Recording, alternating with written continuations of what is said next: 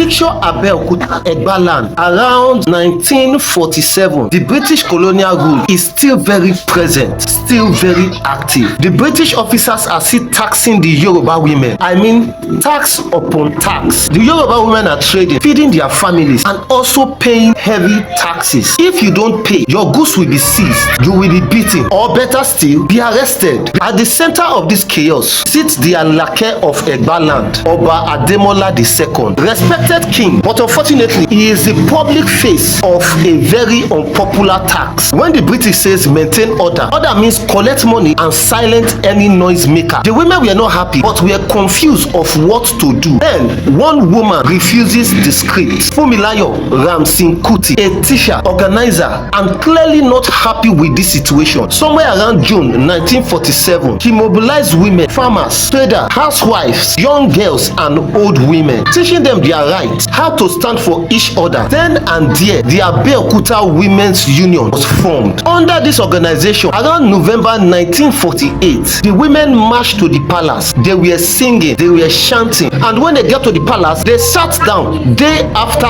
day. Their demands are simple: end unfair taxation, stop harassment, respect women as citizens. Nothing extreme, just dignity. But the response from the palace, total silence. And then the protest grew even louder and louder. By late 1947, palace guards are ordered to disperse the women. The guards then beat the women. They drag the women by their hair, threw them out of the palace, break their basket, arrest dozens, and threw them in cells. The women bleed. Some fainted, but they did not run. The guards think fear will work, but they are wrong. The news of the beating spread in local newspapers. From there, national newspaper picked it, became a global news. By 1948, Abeokuta is no longer quiet. This is embarrassing. The women did not stop. They returned bigger and louder. The British pressured the palace. This must end. So the chiefs panicked. They invited the leaders of the women, Fumilayo Ramsin-Kuti, alongside the market women leaders, went to the palace. The chief and the king sit high. They wear their fine traditional regalia. Take your mouth out of government matters. Go home and accept our offer. The women stood, said if the king and the chief do not hear us, the protest continue. For months, these women are sitting at the entrance of the palace, cooking, sleeping, and they sing their song. The Alake could not hold meetings, cannot receive guests, cannot sleep. He planned a secret meeting. Only the chiefs. They will wait for the women to get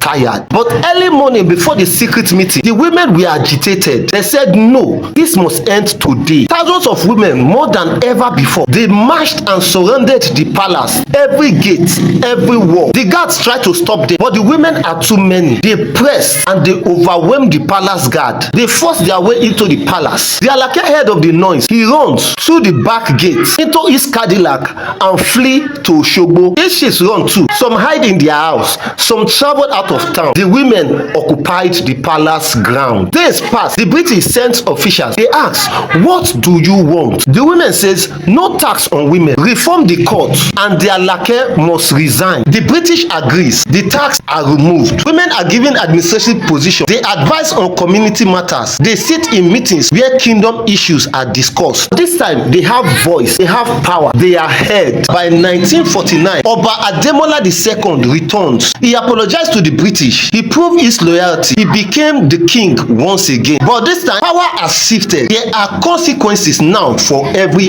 action. Thanks for watching.